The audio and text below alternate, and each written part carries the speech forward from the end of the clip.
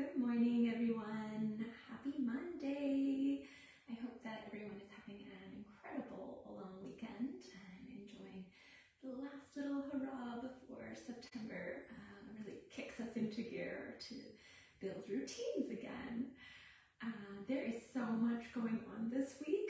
We are starting our September self-care challenge tomorrow, and I hope that you're all registered to come and join us. We'll be doing a lot in the group, showing up almost every day with something that you can participate in and helping to really bolster our support for each other in looking after ourselves in this really often challenging transitional time of year where everything seems to be starting up again, and it really requires us to look after ourselves while we're doing all of the things. So that's starting tomorrow. We also have all of our Zoom classes starting up this week again too. So if you're looking for accountability in your movement practice, we have our regular classes on the schedule. So Monday nights with me for some Pilates flow, and Tuesdays for some weightlifting with Rachel at 9:30, and then on Thursdays for a moderate Pilates lessons with me. And if you are thinking about joining, right now is a perfect opportunity. We celebrated our birthdays yesterday. Both Rachel and I share our birthday, and we decided that we would gift all of you who do sign up for classes with us a little special. So that's on until Wednesday. So if you buy a pass of 16, you're going to get 4 free classes. If you buy a pack of 8, you're going to get 2. If you buy a pack of 4, you're going to get 1 extra. So go check that out if you haven't already. Today in our movement practice, I wanted to come onto the mat and help you to connect into some of the really basic foundational movements of Pilates. These are really awesome building blocks that we can use to transition things from the ground up into standing. It's really about this idea of connecting into our cylinder in our center. I think of the core as really being our relationship with our spine, which is at the center of our body. And we're going to start with just some really simple moves that you've probably done before, and maybe it's a different way of thinking about them for you. So if you're joining me, we're going to start on our backs. You can come on down. And if you find that when you're laying onto your back that your chin sticks up and your shoulders round a lot, or your ribs are quite lifted up away from the ground, then you may find that having just a little bit of a pillow underneath the back of your head might just allow your shoulders to settle and your neck to relax, your ribs to come down into the ground. So as we arrive here, let's begin first by just establishing kind of the natural curvature through our spine. So you may notice as you're lying on your back that there is a relationship between you and the floor here. And you can start to notice where you feel heavy and connected. So in the back of your pelvis, hopefully down towards the lower part of your sacrum, that triangular flat bone at the bottom of your pelvis. You might notice the relationship of the back of your ribs making some heavy contact there. And then perhaps through up into your shoulder blades and the back of your head.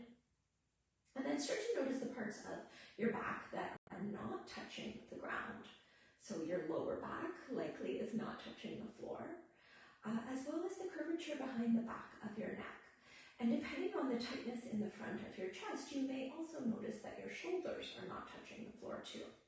Okay, so we're going to see if we can just begin to rock the pelvis here, bringing the lower back down into the floor. So we're curling the sacrum up, bringing your pubic bone up towards your sternum bone, pressing gently into the ground. Now I'm trying not to push my belly forward as I do that. And then gently release back down towards the flat part of your sacrum until you feel that natural lift of your lower back again. Let's do that just a couple more times. We're rocking under. Try not to squeeze your bum to do this. See if you can kind of zip up the front of your belly instead. And then release back down onto your tailbone. And we'll go one more time. Rocking the hips. And then releasing gently. Okay, let's keep the pelvis where it is, and let's see if we can do the same thing through the rib cage. So allowing the ribs to lift, and then gently bringing the ribs back down into the ground. As you do, you may feel a little pull through the chest. We'll do that again, rocking the ribs up and then rocking them back down. Maybe we can get contact into the floor there. One more time, rocking up and rocking the ribs back down. And then see if you can find the sweet spot that feels relaxed in the middle. Okay, let's do that with the head and neck now too. So letting the chin lift and then gently lowering. And again, lifting. Maybe you can feel that increase of the curve in the back of your neck. And then as you draw your chin down, perhaps you can feel the back of your neck elongate. Great. So let's see if we can keep those curvatures in their natural state. So in other words, we're not going to push the lower back down. We're not going to flare the ribs up. We're not going to shoot the chin forward, but instead, see if we can just maintain that natural curvature sweet into the spot that feels most comfortable for you. Now, as you do that, let's see if we can start to add some movement through our limbs. So we'll begin by bringing one leg up into a little table position. Now, it doesn't have to be a really strong table. You can let your shin be a little bit heavy, and it doesn't have to be directly at 90. It can be a little bit closer in towards you. And then let's go ahead and lift the opposite arm up towards the sky. I'm going to turn the palm in just so that we can get a bit of rotation through the shoulder. Maybe you can feel the back of your shoulder blade come down into the floor.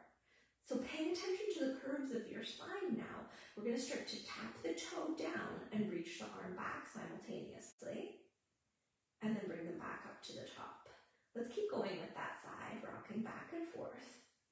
Now as you go, notice, does your back want to arch or does it want to squish into the mat? Is your chin moving? Are you thrusting your rib cage up? Or can you keep this, what I like to call the cylinder of support, between the ribs and the hips and all the way up into the front of your throat? Oops, I'm dropping the plot here. There we go. And let's go ahead and release back down. And let's try the other side and just notice if that feels different on that side. So allowing the knee to float up and then the arm to come up too. You can rotate through the palm into the shoulder, kind of wrapping that arm bone around a little bit. And again, starting to rotate. So our shoulder joint and our hip joint are both a ball and socket joint. So the top of the arm bone and the top of the leg bone are actually rotating inside that joint as we do this. So it's not a hinge, it's a rolling action. If you can start to visualize that idea of the joint rolling, you may be able to find a little bit of a more fluid quality in your movement. So let's just do one more there. Lowering back down to the ground and releasing. We're going to add on to this, upping the challenge a little bit. So let's pick up that first leg again, and then let's lift the second leg as well. And you may notice with both legs lifted that perhaps the ribs want to push up and the belly wants to come, or maybe your back wants to scrunch into the floor. So I encourage you to, again, see if you can find that nice long belly, long back, so we're not kind of bearing down on anything. Maybe you can feel the release in your chest and in your neck. And let's start to go again, little toe tap alternating legs. We're just going to leave the arms out for a moment here. One down, one up. Again, in your mind's eye, if you can visualize this joint rolling and then rolling back up like a wheel, yeah, as opposed to a hinge. Rolling it down like envision kind of like a drawbridge going down and back. Particularly as you lower the leg, that's the place where you may notice that the lines of your spine or the curvature of your spine changes in relationship to your leg. And you may find that you need to actually create a smaller movement, so maybe the foot doesn't go to the floor, in order to actually maintain what's happening in your cylinder of support. Okay, let's drop those feet back down onto the ground again. Take a moment, give yourself a chance to wiggle if you need to. And then take your arms up towards the sky again. Let's turn both palms in. We're going to reach both arms back simultaneously and back up to the ceiling. Again, as you're doing this, just notice, are you pushing the rib cage up off of the floor? Are you lifting your chin? Are you tucking your pelvis under? Just noticing, how do my limbs move in relationship to my spine? And can we differentiate the limbs from the spine, right? That's kind of what we're asking here. Okay, and then let's bring those arms back down. If you're still with me and you're feeling confident in your movements, let's go ahead and lift both legs back up again. And then take both arms back up again. We're going to alternate arms and legs here, reaching away from the center line and back. Keep breathing. So this is sort of like above all else, above the curvatures of the spine, above the movements of your arms and legs. If you can't breathe well while you're doing this, then that's where your focus needs to go, is on actually being able to inhale and exhale and letting go of all of the other pieces that maybe feel like I'm doing it wrong or I need to perfect this. Let that go and just breathe. Your body knows what to do here. Okay, so let's pull those knees into our chest now. You're going to feel your back round as you do this. You'll feel your ribs drop down. Little squish. Okay, last big challenge here. We're going to press those legs back up to that table again. Lift the arms back up, spiraling the shoulders around. And then be mindful of this, because now we're using a double lever on the arms and the legs. And we're going to see if we can start to move them away from the center line and back. Remember that it's okay to not touch the floor. You could actually keep this much smaller and just move a tiny little bit away from your center. You might feel shaking happening in your center of your body. That's natural and normal. Good sign that you've got something waking up and working in the center of your body. Let's try for one more. And bring it all the way back into center. You can hug your knees back into your chest if you like. And lower your feet back down onto the floor.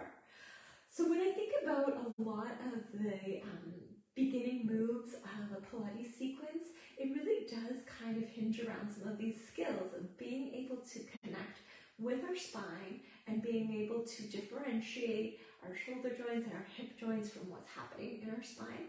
There's so much that we can do from that place, and the more you lean into learning about this practice and the Pilates practice, the more you're going to find that connection and differentiation. Okay, I hope this was helpful for you today, and this is a great place to keep practicing and testing your skills. If you have any questions, please reach out, and I really hope to see you all in our September Self-Care Challenge starting tomorrow. Okay, have a beautiful day, everyone. We'll see you soon. Bye.